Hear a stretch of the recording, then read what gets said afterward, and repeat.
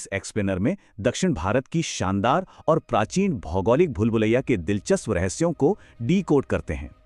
अभेद्य दीवार, स्मगल हुई कॉफी और घोड़े के चेहरे में क्या कनेक्शन है? चलिए इस भौगोलिक रहस्य को सुलझाते हैं। यहाँ सबसे बड़ा भौगोलिक अंतर दिखता है। एक तरफ है वीआईपी सिक्योरिटी वाली ठोस दीवार और दूसरी तरफ कटी फटी पर्वतमाला। पश्चिमी घाट मुड़े हुए पहाड़ बिल्कुल नहीं है। प्राचीन गोंडवाना के टूटने से ये एकदम सीधी खड़ी दीवार बन गए। गुजरात की ताप्ती नदी से शुरू होकर कन्याकुमारी तक जाने वाली ये विशाल दीवार पूरे 6 राज्यों को छूती है। ये दीवार लगातार चलती है, इसलिए प्राचीन काल में इसे पार करने के लिए बस यही खास प्राकृतिक दर्रे थे।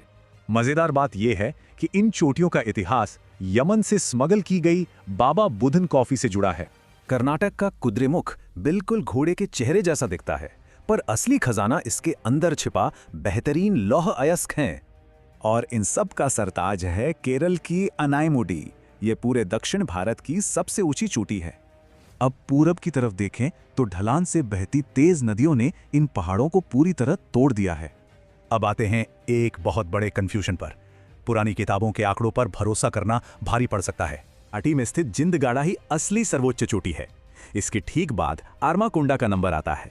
सबसे खास बात, ये दोनों विशाल पर्वत श्रृंखलाएं खूबसूरत ब्लू माउंटेन्स यानी नीलगिरी में आकर एक दूसरे के गले लगती हैं।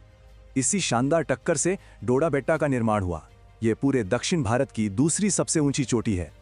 चलिए अब पूर्वी तट से होते हुए दक्षिण की ओर एक बहुत ही शानदार वर्चुअल रोड ट्रिप पर चलते हैं।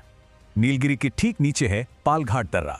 यह जादुई रास्ता सदियों से व्यापार और मानसूनी हवाओं को दिशा देता है। और दक्षिण जाने पर मिलते हैं हाथी पर्वत, तारे के आकार की झीलें और दुनिया के ऐतिहासिक मसाला केंद्र। आखिरी पड़ाव है सुदूर दक्षिण का अगस्त्यमलाई। ये एक अहम बायोस्फीयर है जो सबसे दुर्लभ जड़ी बूटियों को बचाता है। ये पहाड़ सिर्फ खामोश पत्थर नहीं है, ये मौसम तय करते हैं, नदियां बनाते हैं और पूरी सभ्यताएं गढ़ते हैं। सोचिए, अगर ये प्राचीन चट्टानें जीवन चलाती हैं तो कल को आकार देने वाली अदृश्य ताकतें आखिर कौन सी होंगी?